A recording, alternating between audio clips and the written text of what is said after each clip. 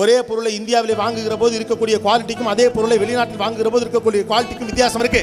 ஏன்னா இந்தியனுக்கு குறைவான விலையில குறைவான குவாலிட்டி கொடுத்தா எடுத்துக்குவான், இழிச்சவாப்ப அப்படியா? we deserve good quality products or not? நமக்கு அந்த ஃபீல் வரணும். இவ்வளோ பேர் படிக்கிறோம், உலகத்தில் எங்கே இவ்வளோ பேர் படிப்பான்னு தெரியல.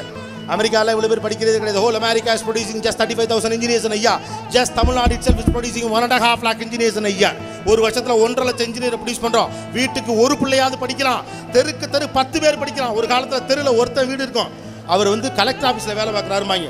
இன்னைக்கு பூரா போய் கலெக்டருக்கு படிக்கிறதுக்கு சுற்றிக்கிட்டு இருக்கான். அவ்வளோ வளர்ந்துருக்கோம். ஆனால் ஒன்று கண்டுபிடிச்சிருக்கோமா? ஏதாவது நம்ம இருக்கா? பேசுகிற இந்த கோபிநாத் தவிர எதுவுமே மேட் இன் இந்தியா கிடையாது. மைக்கு கிடையாது, இந்த கேமரா கிடையாது, நீங்கள் வச்சுக்க ஃபோன் கிடையாது, நான் வச்சுக்க ஃபோன் கிடையாது, நான் கட்டிருக்க வாட்ச் கிடையாது. வெக்கமா இல்லை? When are you guys are going to be producers? When are we collective knowledge going to be? உலகம் முழுக்க எல்லாருக்கும் நட்டு போட்டு திருகிறதுக்காக பெற்று விட்டுருக்காங்க. நம்மள எல்லா கம்பெனில போய் கார் நெட்டு டயர் திருவுறது நம்ம வேலை, காரை உருவாக்குறது நம்முடைய வேலை, அதை மார்க்கெட் பண்றது நம்முடைய வேலை. கேவலம் பீஸாவை மார்க்கெட் பண்ணி இந்தியாவுக்குள்ள கொண்டாண்டான். பிறந்த புள்ள திங்கலான்னு சொல்ற இட்லியை மார்க்கெட் பண்ணி உலக நாட்டுக்குள்ள என்ன கொண்டு போகவே முடியல. We guys are weak. We are not understanding our quality. ஏதோ ஒரு இடத்துல வேலைக்கு சேர்ந்து சின்னதாக கஷ்டப்பட்டு மேலே வரலாம், எந்த தலையெழுத்தும் இல்லை. இது ஒரு நாலேஜ் எக்கானமி. படித்த பசங்களுக்குலாம் சாப்பாடு பட்டில் கொண்டு போய் கொடுக்க சொல்லுது சமூகம். படித்தவனா இதுக்கு அந்த வேலை பார்க்கணும். படித்தவனுக்கு படித்ததுக்கான வேலை கிடைக்கிறதுக்கு என்ன உண்டு அதை செய்யுங்க.